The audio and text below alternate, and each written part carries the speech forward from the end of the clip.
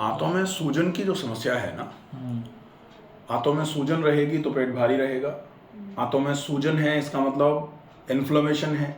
Inflammation है तो सूजन के साथ में कार्यक्षमता में भी कमी रहेगी, और आंतों की अगर कार्यक्षमता में कमी रहेगी तो आंतें एब्जॉर्ब नहीं कर पाएंगी, तो कमजोरी रहेगी।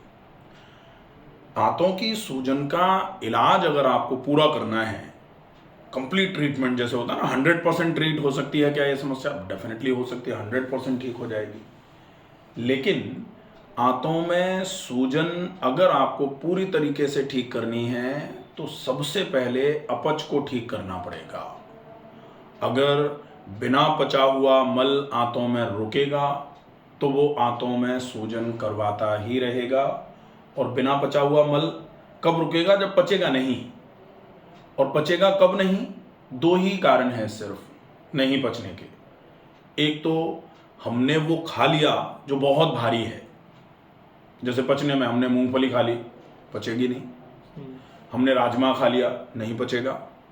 हमने चने खा लिए, नहीं पचेंगे। हमने पूड़ी या पराठा खा लिया, नहीं पचेगा। मैदे की कोई चीज़, मसाले वाली समोसे या कचौड़ी जो होते हैं वो खा लिए, कतई नहीं पचेंगे।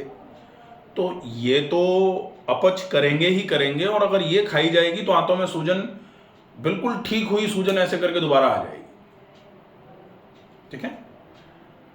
अब अगर सूजन ठीक करनी है तो अपच नहीं होने देनी है, और अपच नहीं हो इसके लिए क्या करना पड़ेगा?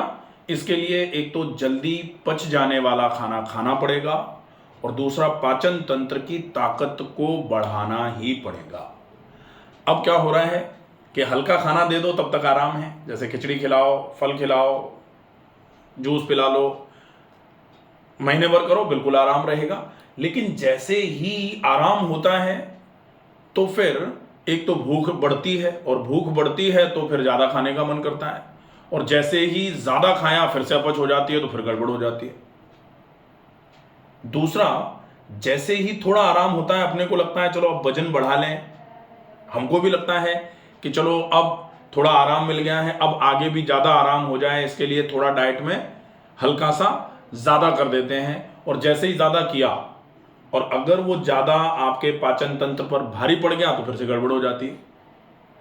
इसलिए ये तो सेल्फ अंडरस्टूड सी बात है कि जो चीज़ हमको नहीं पच पा रही है वो मुझसे ज़्यादा आपको समझ में आएगा कि कौन सी चीज़ आपको सूट कर रही है, कौन सी नहीं कर रही है। क्योंकि कहा जाता है बॉडी सबसे बेहतरीन डॉक्टर होती है।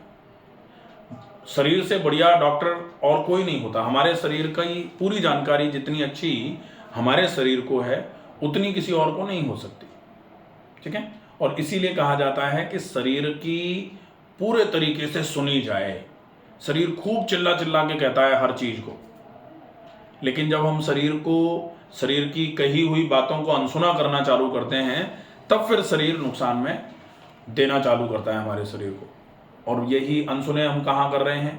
जैसे मान लो कोई दूध, मान लो हमको पच नहीं रहा, अब दूध हमको पच नहीं रहा और हम दूध ही खाए जा रहे हैं, दूध ही पिए जा रहे हैं। दूध से बनी मिठाइयाँ हमको बिल्कुल ही सूट नहीं कर सकती, करेंगे ही नहीं आपको। ठीक है। और हम दूध से बनी मिठाइयाँ खाए जाएं तो फिर डेफिनेटली क्या होगा कि वो मिठाइयाँ जब जब हम खाएंगे हमको परेशानी आ जाएगी।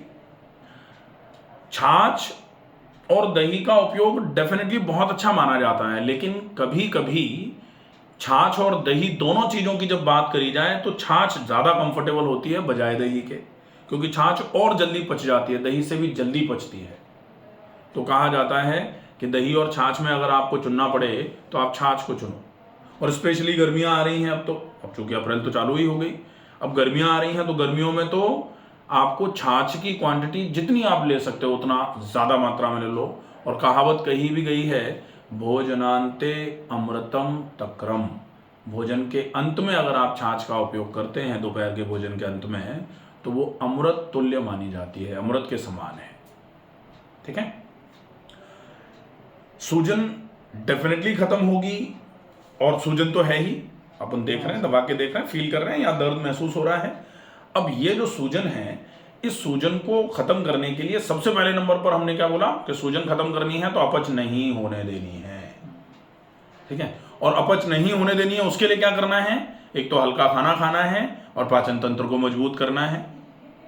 ठीक है, तो हल्का खाना खाना है, इसमें क्या आ जाएगा, आप एक तो जो भी खा रहे हो, ये कुछ की पॉइंट्स हैं जो ध्यान में रखने हैं, जो भी खा रहे हो उसको बहुत चबा के खाओ। एक ग्रास को कम से कम 60-70 बार चबा के खाओ। पहला काम खाने में ये ध्यान रखना है। ठीक है, दूसरा काम, शाम को जो भोजन करते हो आप उसको कैसे भी करके 7 बजे के पहले निपटा दो। 7 बजे के पहले पहले खत्म कर दो। 7 बजे के बाद अपने को भोजन शाम का नहीं करना है, क्योंकि शाम को भोजन और सोने के बीच में 3-3.5 घंटे का गैप अगर आपको मिल जाएगा तो शाम का भोजन जो है ना पच जाएगा। अगर शाम का भोजन आपने लेट कर दिया तो शाम का भोजन पचेगा नहीं, फिर आप सवेरे चाहे कुछ भी करते रहो, फिर बेकार हो जाता है। क्रम खराब हो गया ना तो फिर पूरा का पूरा गड़बड़ हो जाएगा। शाम की गोम्बो भोजन के बाद, जैसे कहावत कही गई है ना कि after lunch rest for a while and after dinner walk for a mile. अगर दोपहर के भोजन के बाद थोड़ी देर के लिए विश्राम कर लिया जाए और शाम के भोजन के बाद थोड़ी देर के लिए चहलकदमी कर ली जाए। ऐसा नहीं कि शाम के भोजन करने के बाद हम दौड़ने चले जाएं, नहीं चलेगा। चहलकदमी धीरे धीरे आराम से थोड़ा बहुत टहल लिया, वो अच्छा है। 20-30 मिनट, हाँ 15-20 मिनट 25 मिनट टहल सकते हैं, अच्छा है वो। ठीक है, तो शाम एक तो खाने को चबा के खाना, दूसरा शाम का खाना थोड़ा प्रीपोन्ड कर लो। डिनर का टाइम जो है वो 7 बजे के पहले पहले शिफ्ट कर दो। 2 चीजें हो गई। अब आपको अपच नहीं होने देनी है तो आपने ये 2 चीजें संभाल ली हैं। अब अपच नहीं होने देनी है तो हल्का खाना खाया जाए। हल्के खाने में आप क्या क्या उपयोग में ले सकते हो, जैसे नाश्ते में आप वेजिटेबल दलिया ले लो या वेजिटेबल खिचड़ी ले लो। खूब सारी सब्जियां, बिल्कुल जल्दी पच जाने वाला खाना खिचड़ी है। बिल्कुल पतली सी खिचड़ी का पानी, जब कोई बहुत ज़्यादा बीमार हो जाता है ना हॉस्पिटलों में, तो दाल मूंग दाल का पानी या फिर मूंग दाल और चावल मिला करके पतली सी खिचड़ी का पानी देते हैं, क्योंकि वो जल्दी पच जाता है और पचेगा तो ही ऊर्जा देगा। घी से बनती है ना सौंफ की सब्जी की तरह। हल्की सी घी की मात्रा डाल सकते हो आप, ज़्यादा मात्रा में नहीं, थोड़ी मात्रा में घी आप डाल लो, कोई इशू नहीं। ठीक है, लेकिन कोशिश करो कि घी में छौंको मत, उसको आप घी बाद में ऊपर से डाल लो जब गुनगुनी रह जाए। बहुत गर्म में घी मत डालो। तो आप छौंक कर डाल तो सब्जी छौंके मत डालो। हाँ, जैसे छौंकने में क्या करना है, आप बनाओगे कैसे खिचड़ी, जैसे आप पहले थोड़ा सा घी डाला, आधा चम्मच घी, थोड़ा सा गुनगुना हो जाए, बहुत ऐसा नहीं कि घी में धुआं निकलने लग जाए, वैसा नहीं करना है। तो फिर आप सबसे पहले आपको क्या करना है, आपने थोड़ा घी डाल दिया, उसको गुनगुना होने पर उसमें जीरा डाल दिया। जीरा डालते ही उसमें फिर कटी हुई सब्जियां डाल दो, जो भी आपने लौकी, तोरई, टिंडा, आलू, टमाटर जो भी निकाल रखा है वो सब डाल के अच्छे तरीके से उसको पका लो। थोड़ा पकने लग जाए जब वो, तो उसमें थोड़ी सी हल्दी, थोड़ी सी सौंफ, थोड़ी सी हींग डाल दो और अच्छे तरीके से उसको चला दो, मिला दो। उसके बाद उसमें दाल और चावल डाल दो और फिर खूब अच्छे तरीके से उसको चला के फिर उसमें जितना आपको पानी डालना है, बिल्कुल पतली हो जाए वो, उतना पानी डालो और उसको खुले में उबलने दो। जब वो खुले में उबल जाए तो ये खिचड़ी आपके लिए सबसे बढ़िया रहेगी। अब जब उबल जाए, अच्छे से पक जाए, तब फिर इसको खाना कब है, थोड़ी सी जब ये एकदम से जो धुआं निकल रहा है ना, उससे जब ये गुनगुनी टाइप की हो जाए तब खाओ।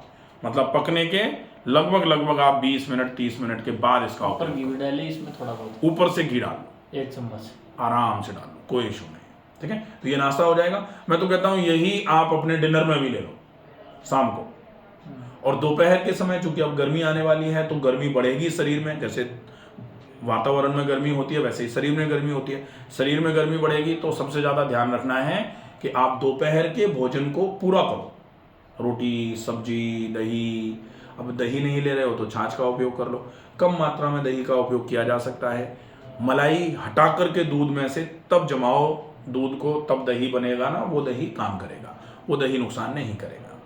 ये हो जाए। पूरे दिन में कम से कम 3 लीटर के आसपास पानी पीना है। पानी साहब 5-6 लीटर पी लीजिए, बहुत ही बढ़िया है, लेकिन 5-6 लीटर नहीं, 5-6 लीटर तो फिर ज़्यादा हो जाएगा, अनावश्यक किडनी को फालतू में ज़्यादा काम करना पड़ेगा, उसकी आवश्यकता। प्यास लागे तो पी लेते, ठीक है, कोई बात नहीं। अब ये ध्यान रखो कि हमने खाने को चबा के खाया, हमने हल्का खाना खाया, हमने खूब सारा पानी पी लिया। अब खूब ऑक्सीजन शरीर में पहुंचा के शरीर की गर्मी को कम करो, शरीर में खून की चाल को बढ़ाओ प्राणायाम करके। तो सवेरे शाम थोड़ा व्यायाम और ज़्यादा प्राणायाम, अगर ये हो जाएगा ना तो ये आंत की सूजन 100% खत्म हो जाएगी। शाम को भी करें प्राणायाम? कर सकते हैं, शाम के खाने के पहले करना है, लेकिन फिर क्योंकि शाम के खाने के बाद तो वॉक करनी है थोड़ी शाम धीरे की धीरे। तो हाँ बस पहले वॉक थोड़ी थोड़ी। हाँ, शाम के खाने के पहले आप व्यायाम, जो भी तेज व्यायाम करना है ना, खाने के पहले कर लो, और उसके बाद शाम के खाने के बाद धीमी गति से वॉक कर सकते हैं। व्यायाम वो तो अच्छा आप रहेगा। सुबह ही पाओगे, शाम की तो कोई बात नहीं, शाम को खाने के बाद थोड़ा टहल लो, बस बहुत है। ठीक है, तो ये जो चीज है ना कि कैसे करके आप अपने जो आंतों में सूजन आ गई है उसको खत्म कर सकते हो, ये आपका पूरा रूटीन है। इसमें एक्सरसाइज भी आ गई, इसमें डाइट भी आ गई, इसमें आपके ट्रीटमेंट में आप अगर जैसे चाहो तो पेट पर बर्फ की सिकाई कर सकते हो। लगभग बर्फ की सिकाई कर लो, या फिर ठंडे पानी में कॉटन के कपड़े को भिगो करके दिन में 2 बार 3 बार पेट पे रख लो। उससे आपको पेट की गर्मी में भी आराम मिलेगा, गर्मी कम हो जाएगी। नहीं तो क्या होगा कि जैसे अभी जो अप्रैल आई ना, अब 15 अप्रैल के बाद में फिर आंखों में से गर्मी निकलना चालू हो जाएगी, फिर सिर गर्म होना चालू हो जाएगा, फिर चिड़चिड़ापन बढ़ना चालू हो जाएगा, ये सारी चीज़ें होंगी, तो वो प्रॉब्लम करेगा फिर। ठीक है, तो ये सारी चीज़ें अगर अच्छे से फॉलो कर लोगे ना, आपकी ये समस्या डेफिनेटली धीरे धीरे करके पूरे तरीके से खत्म हो जाएगी।